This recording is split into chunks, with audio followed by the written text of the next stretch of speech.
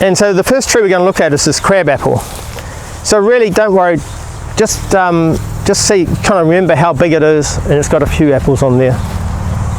And then we'll compare that in a minute with the one in the food forest. So that's the crabapple. That's the crabapple there, and we're going to compare that in the food forest in a minute. If you come up here, we'll go and look at the next one. So this is the elderberry. Now the crabapple down there is sort of not doing too bad because there are some trees closer than normally you'd get in an orchard. This one is more typically what you'd get in an orchard, with lots of room so the trees can grow, and it's not growing very well. And when we compare that to the food forest, you'll see how much difference it makes. This tree is just very lonely and sulking. It's not healthy. This is the first time it's fruited at all.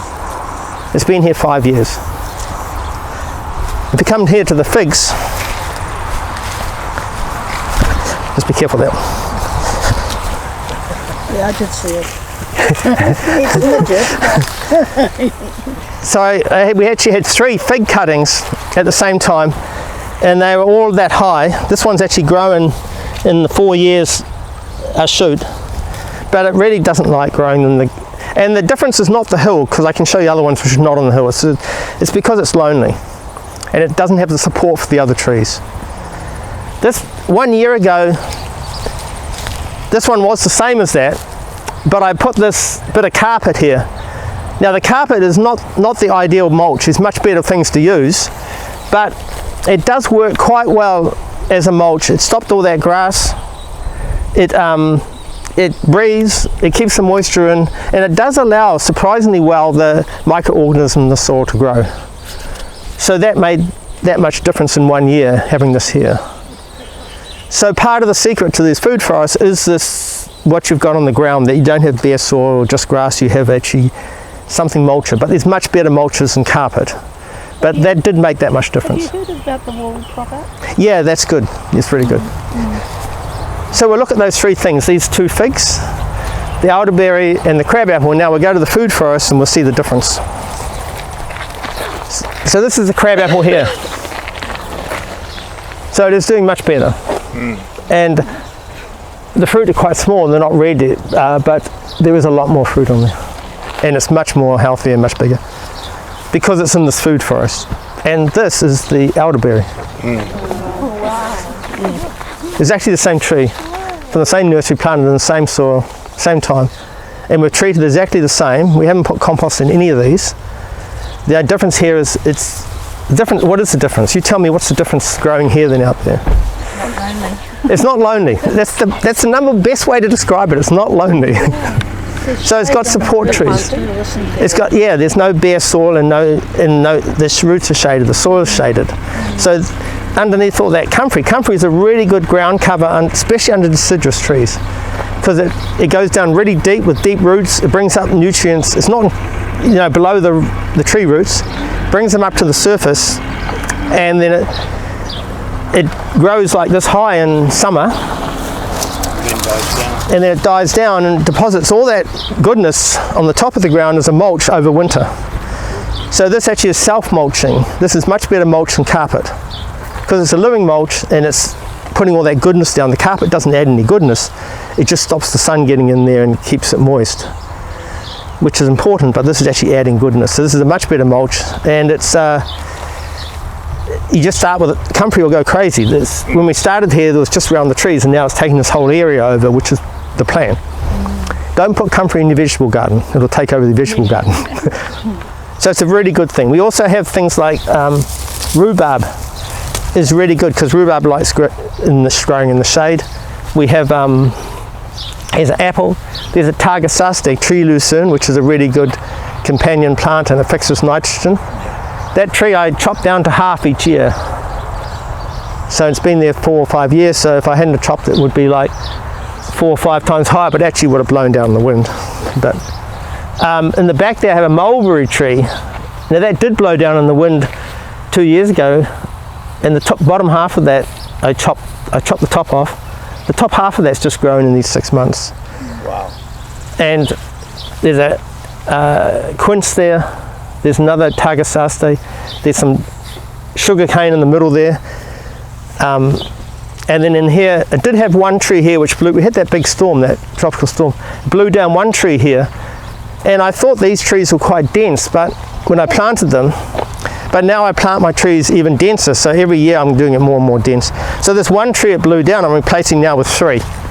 So I've got an apple tree here and 2 cherry trees, a sour cherry and a sweet cherry. I'm not too sure how the cherry will do in this climate, but I'm just experimenting. So we're getting more and more intense, and then there was a bit of a gap there, so I planted some broad beans just to cover the ground, but we didn't even end up eating them because we had so many others. But the broad beans is a really good ground cover, fixes nitrogen, and then it'll all rot back into the thing. So this has never had any compost except for the first year. The first year when I planted here, the ground cover that year was kumara and a bit of comfrey around the plants, and we had a big crop of kumara. The second year, the ground cover I used, we didn't want to put kumara because when we dug it up we'd disturb the roots. We put buttercup squash, and that covered all the ground in summer. This time of year it was all covered. Buttercup squash and kama are the best pumpkins or squash to cover the ground. They grow the fastest. And really good ground cover, and you get enormous yield. And then in winter they all die off. And then now it's basically the ground cover is all comfrey, which was the original plan. Plus we've got other things, we've got kawa and... Now the thing is, the plants like being close together, but the question is sun. Because the main fertilizer going into the sun is basically the trees and all the plants, their main energy comes from the sun, photosynthesis. And it's said that, like I was reading the other day, that about 40% of what the trees take from the sun, they pump that into the soil to improve the soil. So the trees grow soil. So we're talking about food forests, we've got to look at it from we think that the soil is growing the trees. And that is happening, but it's a cycle. The other side, we've got to stand over here and say, right, the trees are growing the soil. And if you look at what happens when there's a volcano, there's all this volcanic rock. The lichen come in and all the trees, and over time, they build the soil. So really that's much more useful way to look at it. The trees are building soil. So the only fertilizer we put in here is what the trees are feeding the soil. And things like comfrey are really good at feeding that, and they bring up nutrients at the same time. So that's our main, this is all just working self-sufficient. And the only thing I have to do, because it's the sun, I have to manage where the sun goes. So my input is if this, like that Tagasasti grows too tall and that grows too tall and it shades those other trees and they get sun, so I chop and drop them. I cut the tops off and I put all that biomass on the ground to feed the soil. It goes back into the soil. So nothing's lost. So I'm managing where the sun goes a bit. If I plan it well at the beginning, I won't need to manage much, but there's still this succession. Every year it grows. You know, we started off with kumara and now we've got comfrey. And every year it changes, so there's some management to do. So I'm just looking at where the sun is. So people ask me, do I prune trees? I say, no, I don't prune them, I just cut them when they're blocking the sun for somewhere else. I do prune a little bit, like I do the basics, like if there's some diseased wood, I'll cut it off, or damaged, or things like that. And some of my other trees in there I prune to keep them so I can pick the fruit. But most of my food forests I let them go, but a lot of those I cut to half. Now you have to kind of get to know how much you can cut different trees. You can just Google it. Trees like the Tagasasti will only take half. If you chop any more, it'll just die. But things like fig and olive and mulberry, you can chop it to this far above the ground and it'll just grow back. In fact, that one there did blow down and completely was knocked off at the ground like that, and the whole root grew back in 2 years to that height. So this is what we're talking about with food forests and how dramatic it is. Now I'll show you the fig, which is even more dramatic. Just on the way to the fig, look at the tomatoes. So when I do my annual gardens, I'm kind of thinking the same, how do these principles apply to an annual bed? Can we use those same thinking, that these are feeding the soil, and the closer together the better? So in here we've got beans and squash and dahlias. We eat the dahlia roots. And also we like the dahlia purple. It goes nice with the orange and red tomatoes. And then we have lots of different types of climbing beans. Here we have tomatoes with basil and marigolds, which is a classic combination, which goes well together. But we also add in capsicum and eggplant. And we plant them really close. I was just reading last week, they say tomatoes have to be at least 2 feet apart, at least. And the reason for that is so they get the sun. The tomatoes don't like being 2 meters apart, they just want sun. So I keep them really close, and I could put them closer. And if these leaves are shading these tomatoes, I just prune some of these leaves. But I keep enough on there so they can still do the photosynthesis. And I usually cut off the laterals if I'm growing this plant. But they really like growing together. And they like being crammed in with lots of things. Just when you're doing your chop and drop, it gets something like this. I have to decide, okay, this is shading those beans a bit. So then I decide, do I want the flowers or do I want those beans? And we have so many beans, I decided to keep the flowers. So, you know, now if you look at these tomatoes, the two on the end are the ones that have lots of room. Let's see how well they do compared to these ones, which are crammed together much closer than the book says will ever work. If you look at these, 1, 2, 3, 4, 5, 6, 7, 1, 2, 3, 4. So these 7 varieties are all the same tomato, and you can see at the end here where they've got more room, and this one here which has the most room, you see how those which are crammed together, and then the growth drops off like that. And this is not looking as happy as that one there would. And if you look at the capsicum here, this only ever had 1 capsicum on it. This one here, we've already harvested 2 big capsicums, there's another 3 on there. So that has 5 big ones and that had 1. This one's got lots of room to grow. That one's got friends.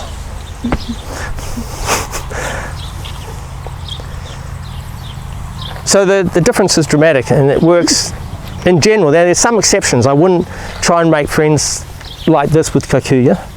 There are different ways to make friends with kikuyu, not like this. And some other plants you really don't want in there. But as a general rule, 95% trees and plants, they cooperate, they don't compete. This idea of competition just comes from commercial farmers who want to get the machinery in there, and the people who sell the products, the capitalists, want to think that life is about competition, making money. Plants don't think they cooperate, they don't compete. Except with a few exceptions, which just have to be looked after. So there's a lesson here for people, of course, for us. The Maori have this saying that the karri trees grow together. If you go into a karri forest, the karri trees are this far apart. And you know, karri trees are New Zealand's biggest trees, and they grow that far apart. And they're not in competition, they're cooperating with each other, and the forest is strong because they're like that. When they grow to their full height, the canopy of a karri tree is not that large actually. And what happens is that the roots, often in trees they say as a rule of thumb the roots go out as far as the drip line. With the karri tree it's not like that. The roots go out 3 times the width of the drip line because the canopy is so small and the tree is so massive, the trunk. The roots go out 3 times. So if you go to Puketi Forest or something with these karri trees, their canopies are touching. Those roots from this karri tree, which is touching that one, is not just connecting with the next door karri tree, big one, it's also their roots go right to the 2 karri trees away, and they're all intertwined, both physically and all with their fungi networks and everything, and they're communicating and talking with each other. And I used to work as a civil engineer, and often with the council, you know, there'd be a subdivision and there'd be a karri tree, and the council would tell us, you've got to preserve this karri tree, you can chop down all the rest of the bush. And every time that happened, the karri tree was left there by itself, it would just die. Not once can they survive by themselves.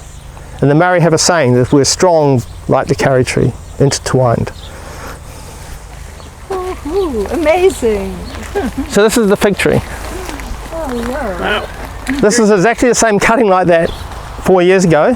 But what's even more remarkable is it actually died the first year. And then miraculously somehow it regrew the second year. So the first year it had a big setback. So although those have been growing 4 years, this has only been actually growing 3 years.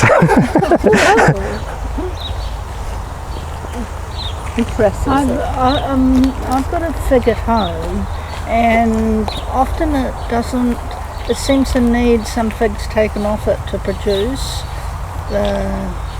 Yeah. Is that? Yeah, this fig tree, yeah, it's interesting you say it, because a lot of plants, and the fig trees do it, they'll send out 1 or 2 big fruit first. And they kind of have resilience, because if we have a really bad summer, at least we've got 1 fig tree ripened on the ground. And it definitely helps if we see an early fig or an early zucchini, pick it off as soon as possible and eat it, because it will encourage the trees or the plants to send out more. It's a common thing. And trees are resilient, and plants are resilient like that. They'll send one out early, then they'll do their main seeds, and then they'll keep some late ones.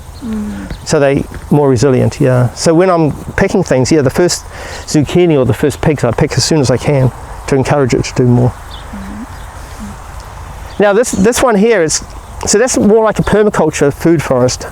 This is a type of, I've started an experiment here, and I'll show you a bigger experiment with a system of food forests which was, the permaculture was developed in Australia. At the same time, there's this guy, a Swiss guy in Brazil called Ernest That's Dutch. good. Yes, thank you for the German pronunciation. Oh, he was Austrian, wasn't he? Or Dutch? No, he's Swiss. He's Swiss. Same as you, Swiss. Yes, Swiss. And he went there and he developed something which he called syntropic agroforestry. And he was doing it at about the same time as permaculture was developing in Australia. And they had very little contact, I understand, because he was in the jungle. And he took, he bought hundreds of hectares of what had been Amazon jungle, which had been completely cleared. All this topsoil had gone, and there was no streams left anymore. All the water had gone, and it was completely bare, and nobody wanted it. He got it really cheap. And then he got the local, and he had this idea. He used to work for, I think, the Swiss government. He was really, really educated in horticulture. I think he was top person in the Swiss government. And he went there and he wanted to regrow the Amazon jungle. And what he did over 30 years, he got the local people who didn't have a home anymore, and he said, I'll give you 2 or 3 hectares of land, and I'll give you the seeds. I just want you to start planting trees. And he gave them seeds, not just, and he planted all the trees at the same time that he wanted in that forest, Amazon jungle. And he planted, like, you had the big trees, you had the food trees, the bananas, and all the trees that they could live on.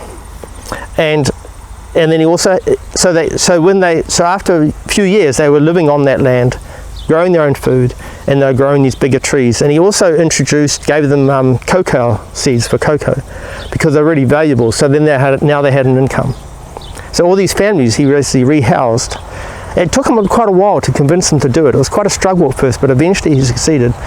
And so he had all these families, gave them somewhere to live back in the Amazon jungle, and he restored the whole environment with no fertilizers and no compost and no sprays or nothing, just by planting trees and thinking about the succession of how it evolves. And instead of that process taking what it would have nature many generations, he did it all in one go by planting them all at the same time, managing the sun and doing a lot of chop and drop. And he had a big setback at one stage, had a big storm. It was just working after all the struggles he'd had with people and bureaucracy and plants, and it was just happening, and he's going to have one of his early harvests of cocoa beans, and a big storm came in and demolished half of it. And he thought all his work has been lost. And the next year it was the best crop of cocoa he had, the whole lot, because a lot of these trees like pruning and chop and drop. It's what happens in nature. You go into the forest, the karri forest, a big karri will fall down, and that's really healthy for the rest of the forest, because a whole burst of growth comes away. And that karri tree feeds the ground. All the nutrients and the roots now get sent out to all the other trees, and then they have their turn. And then he came up with this idea, we need to chop and drop more to build the soil up. So when he didn't just plant trees, he planted them and pruned them heavily, and built the soil up, both from the biomass, but more importantly, from the roots. It leaves from the photosynthesis, taking it and pumping it into the soil, into the roots. So this is my first experiment with that, and one of the plants he liked very much is this thing called Mexican sunflower, or Teutonia. And this is one of the plants that sort of first plants that come back in the Amazon jungle, like we would have manuka and gorse and stuff like that. This is one of their plants. And this plant is really amazing in improving the quality of the soil, and it's very vigorous, and you can chop and drop it as much as you like. I chopped and dropped this completely to ground level 3 months ago, and it's grown back like that. And that one was 3 months ago too, and it's grown back that much. And every time I chop it,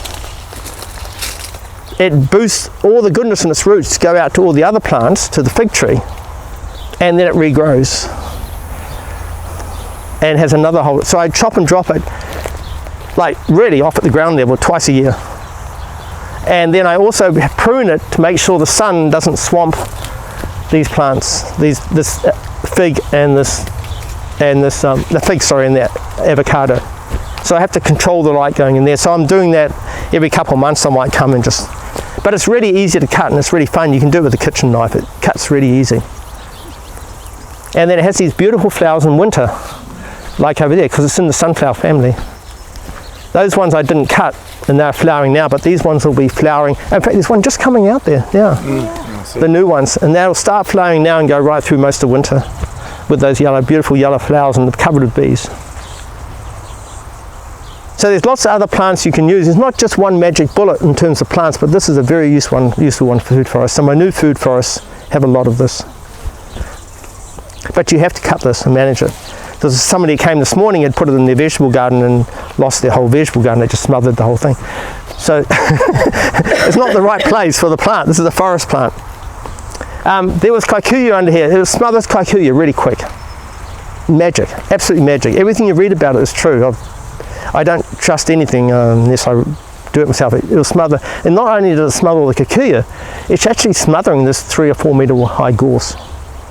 That was gorse, most of that there, and it's actually smothering that gorse. So you think, because I've got a lot of kikuyu, you think that this plant, or are there other things? This is the best thing for smothering kikuyu, other than, physical things like carpet or cardboard or stuff like that.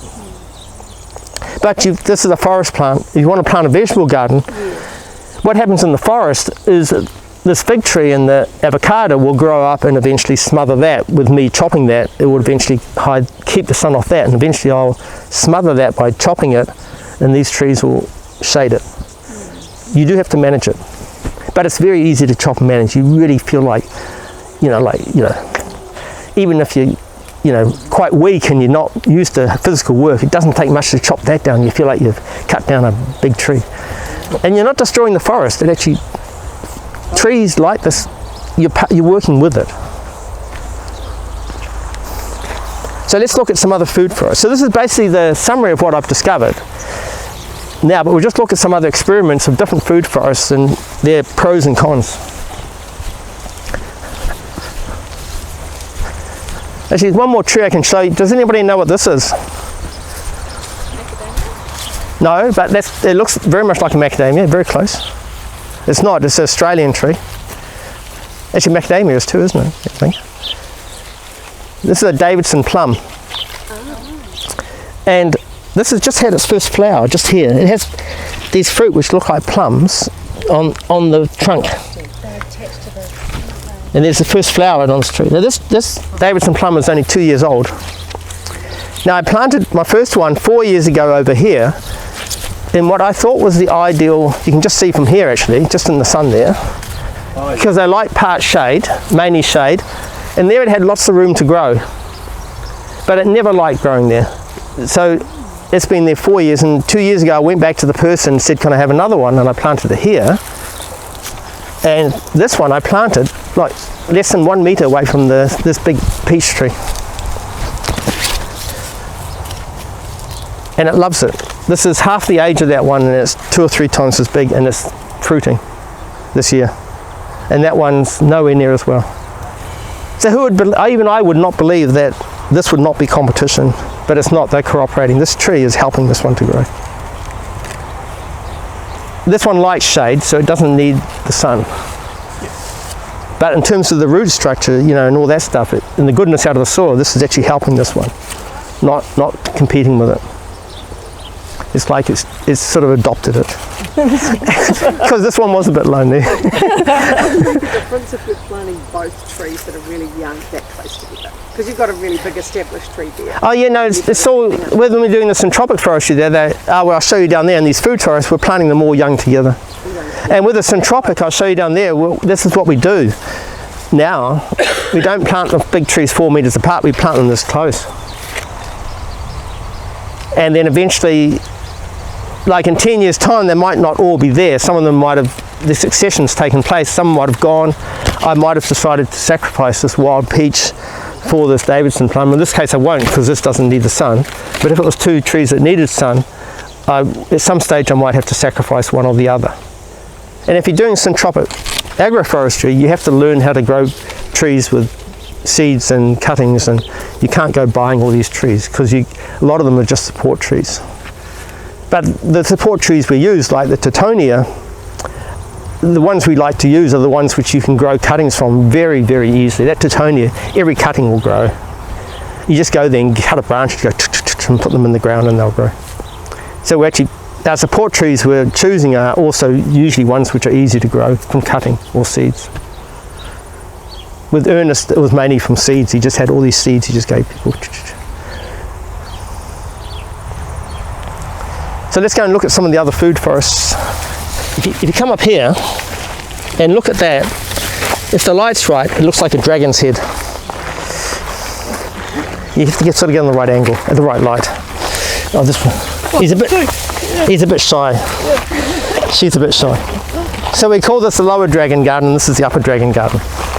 And this rock wall here, which I built basically, there's a whole heap of rocks here, I built this wall, that's the spine of the dragon.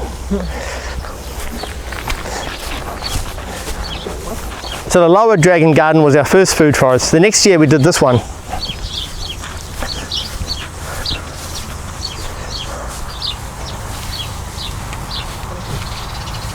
This is the one dragon foot here. Those are his toenails. I'm standing on one of his toenails here. The other foot's over there. And the spine of the dragon goes around there and all the way down around there. The tail's down there. So this garden with this food forest, I didn't use the comfrey on the ground. It was very successful, but I just wanted to try something else. Here we used kumara for the first year. Just kumara, no comfrey.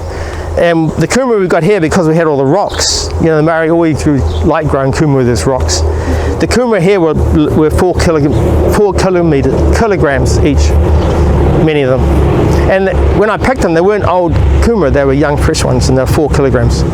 And I got pictures of them with our kids, which were like 2 and 4 years old, and they're kind of almost as big as the kid.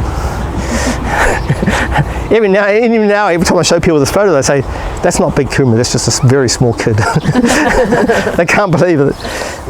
So that was the first year, and then the second year we planted buttercup. And then because it doesn't disturb the roots when you harvest. Then every year we did buttercup until this year there's no room for buttercup, and it's completely gone into a forest.